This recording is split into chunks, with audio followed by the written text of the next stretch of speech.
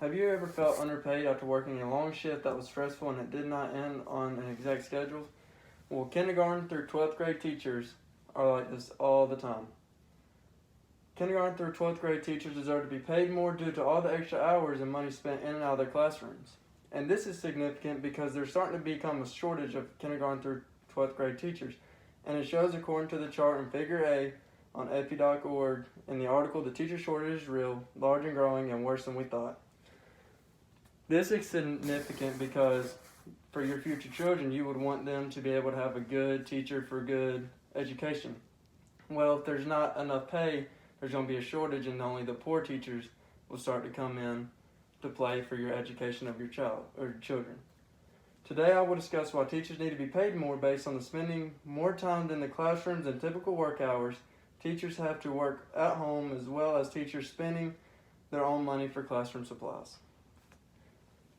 The first reason why teachers should be paid more is because of how much time they spend in the classrooms outside the normal working hours. Up here is the schedule from 7:30 to 8 is when their morning begins, and down here at the bottom for kindergarten through 5th grade teachers is 2:50 to 3, and high school and middle school is from till 3:30 to or 3:40ish.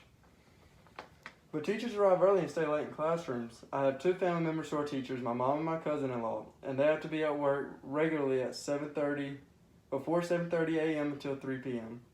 One day of the week they have bus duty, which means they have to be there before 6:45. These are the required times for them. But they still arrive earlier than the time required to prepare their classroom for the day for the students. So if they have a group assignment or they need to do worksheets, they have to arrange them and get them there before the children arrive for them to be able to teach and do what they need to do.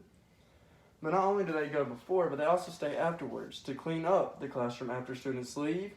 They also organize the materials for the following morning as well. As you can see here in the organization, they get it planned already ahead of tomorrow so they can come in early and set it all out. And this is where the groups would be. And see, they have to set it up before they leave, and then the following morning they come in and put the worksheets on the desk before the students arrive. Not only do a teacher spend a lot of time in the classroom, but they also have to do work at home. And the schoolwork they have to do at home would be grading papers. They take papers home to grade, so that way they can grade all the paper and get it back as fast as possible to the students to see how the students are doing in their class. But if you think about it, if there's multiple classrooms of 20 to 30 children, that's at least 100 to 200 papers a week. So, and then every week they have to do this. So they go home and spend a lot of time on grading their students' paper. But not only do they do the students' paper, they also have to do lesson plans for their administration. So for the administration, they have to show the administration what they're doing, what their plan is, and what they're going to be learning during the following week. So on top of grading the papers, they have to plan out, and after they plan out, they have to come up with worksheets, videos, and all sorts of resources that are going to help the students learn. And by doing this takes up a lot of their time. So, according to Scholastic.com in an article called "Teachers Nearly Work 11 Hours a Day," it claims that the teachers on average work 11 hours and 20 minutes a day.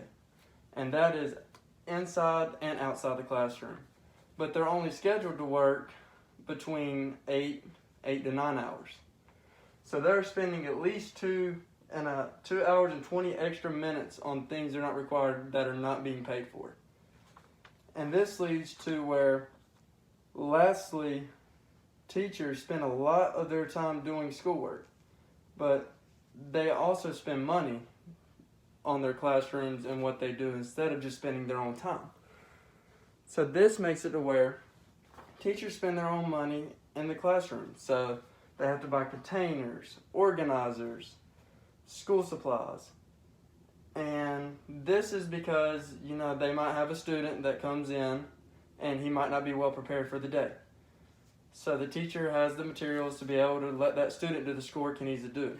But at the same time, a student might not have as much money as others, so he might not be able to afford the materials or supply needed for that classroom day.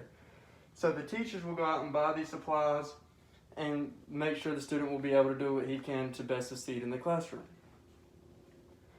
And by materials, they goes from anywhere from pencils to colored pencils to containers for storage later on, bins for organizing the papers graded. And not only do they spend it on school materials, but they also do it for decoration as well in their classroom. And this is important to the teachers because they want their students to feel like they have a welcoming environment and welcome to learn and make them motivated to learn. As of up here, you see we have a comfortable zone where the reading, so the students can sit down, read, get comfortable to read. And over here, it's just decorated and makes you feel more welcomed. And it's a lot better to learn in that environment than in an empty classroom. But according to NEA.org, in an article called Teacher Spending on School Supplies, a state-by-state breakdown, teachers spend at least $459 out of their pocket every year, which is unpaid for, which means that the money that they earn during their time, they're having to spend back on what they're doing. So, this is why I believe kindergartners, teachers, through 12th grade teachers should be paid more due to the amount of work that they do in and out of their classroom, as well as teachers spending on their own money for classroom needs and materials. Teachers spend more time before and after class in their school or classrooms than the required time. They also have to do work at home and spend their own money in classrooms. So, now that you see what these teachers have to do and what they do, you can now understand why there needs to be a pay raise for kindergarten through 12th grade teachers across the nation. This is important for our future generations to be well educated and to be successful.